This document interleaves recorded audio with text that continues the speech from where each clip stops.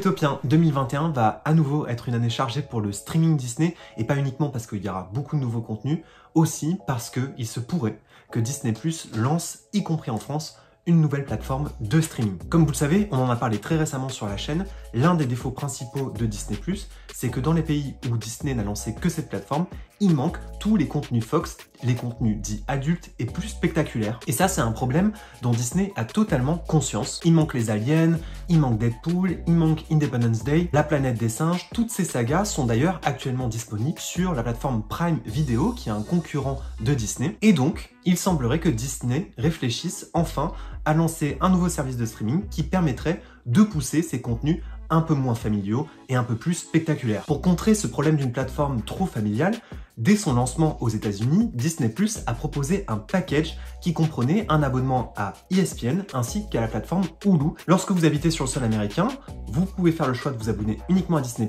mais vous pouvez aussi donc utiliser ce package qui vous offre une réduction et qui vous permet de vous abonner aux 3 services en même temps, qui renvoient chacun sur une interface spécifique. Donc ça fait des années que Disney réfléchit à généraliser ce package et à faire en sorte que Hulu soit disponible à l'international. Une question qui d'ailleurs est toujours d'actualité, mais la gestion de Hulu étant un peu particulière, le lancement de la plateforme à l'international risque d'avoir un petit peu de retard, sauf qu'entre-temps, une autre plateforme qui existait depuis 2015 en Inde et qui était une propriété de Disney semble avoir fait ses preuves et semble avoir été choisie pour porter les contenus Fox à l'international.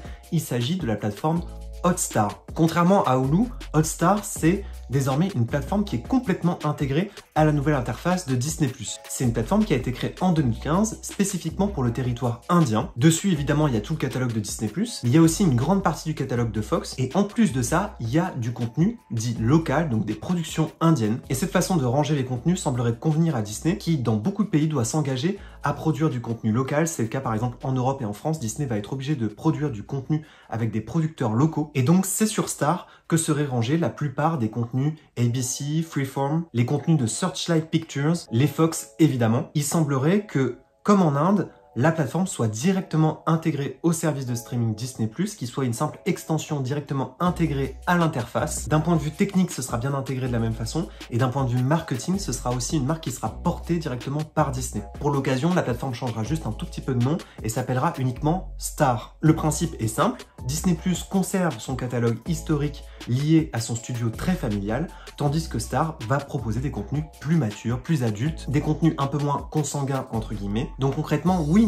sur Star, il y aura Deadpool, il y aura Alien, il y aura Predator. On retrouvera aussi tous les contenus plus adultes d'ABC, comme Grey's Anatomy, toutes les productions FX, comme par exemple The Americans. Et la petite différence avec Hulu, qui mélange beaucoup de contenus Disney avec des contenus plus adultes, c'est que là, Star serait vraiment une plateforme qui ne mettrait pas trop en avant les contenus Disney, mais vraiment plus les contenus Fox, FX, Freeform. Il n'y aurait pas de mélange. Pour l'instant, il n'y a toujours pas de date de lancement pour cette nouvelle plateforme, mais depuis quelques jours, on a vu fleurir sur les réseaux sociaux les comptes officiels de cette future plateforme de streaming. La plupart de ces comptes Twitter et Instagram sont vérifiés, c'est-à-dire qu'ils ont le fameux badge bleu qui prouve que c'est bien Disney qui est à l'origine de la création de ces comptes et que la campagne marketing est en cours de construction. Grâce à ces fameux réseaux sociaux, on peut déjà deviner que par exemple, la plateforme sera disponible au Canada ou au Royaume-Uni où elle était déjà un petit peu implantée, peut-être également la Nouvelle-Zélande, l'Amérique latine semble aussi faire partie des candidats, ainsi que l'Europe. En fait, on devrait bientôt en savoir beaucoup plus dès le 10 décembre lorsque les dirigeants Disney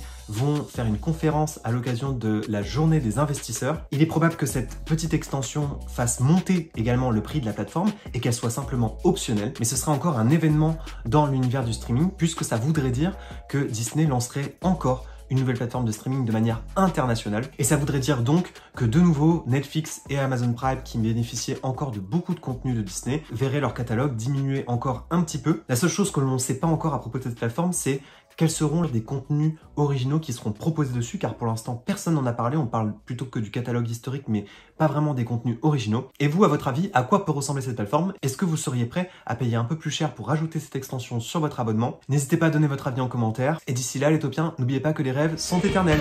Bye!